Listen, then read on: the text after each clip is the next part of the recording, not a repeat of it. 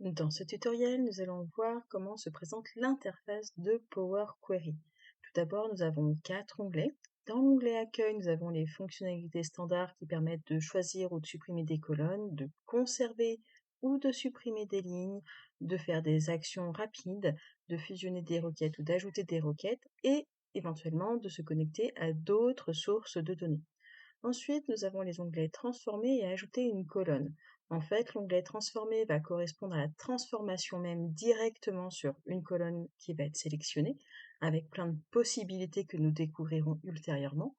Ajouter une colonne, c'est tout simplement de créer des nouvelles colonnes avec des fonctions qu'on appelle le code M ou des colonnes conditionnelles, ou alors de créer des nouvelles colonnes à partir de colonnes sélectionnées. Nous avons ensuite l'onglet Affichage qui va nous permettre de définir certaines choses, notamment les profilages de colonnes, que nous découvrirons dans un autre tutoriel. Nous avons sur la partie gauche ici le ruban qui s'appelle Requêtes. Nous allons avoir la liste de toutes les requêtes qui vont être faites dans notre fichier Excel.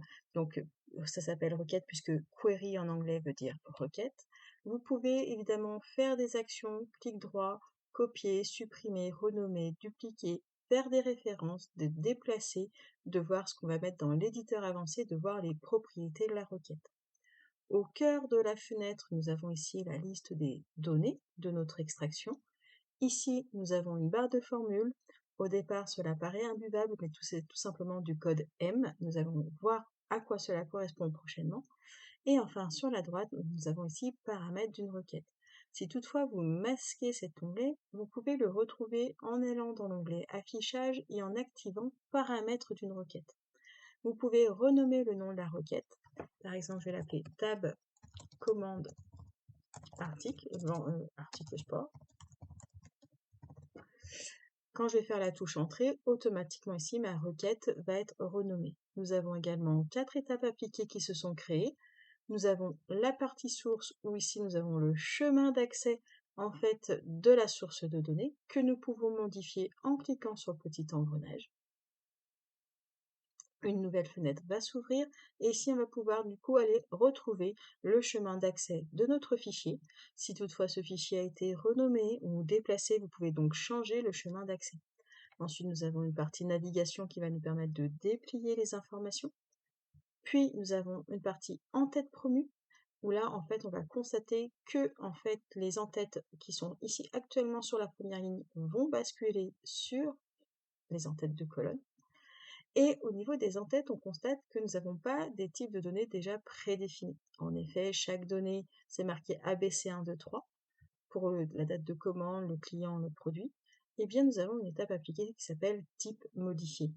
Par défaut, il a mis le type numérique pour la date de commande, tout simplement parce qu'en dessous, il y avait des numéros. Il a mis le type ABC pour client, produit, et ainsi de suite, puisqu'en dessous, il a contesté qu'il avait du texte. Nous allons voir, bien entendu, comment modifier ces différents types. Enfin, et pas la moindre des choses à ignorer, c'est qu'ici nous avons 12 colonnes et 897 lignes. Cela nous permet donc de savoir combien il y a de colonnes dans notre extraction, combien il y a de lignes d'enregistrement. Si cela dépasse 1000, ça sera marqué 999+. Enfin, on a ici le profilage de la colonne en fonction des 1000 premières lignes. Si vous traitez beaucoup de données, il est conseillé de cliquer sur profilage et de cliquer sur profilage de colonnes basé sur l'ensemble du jeu de données.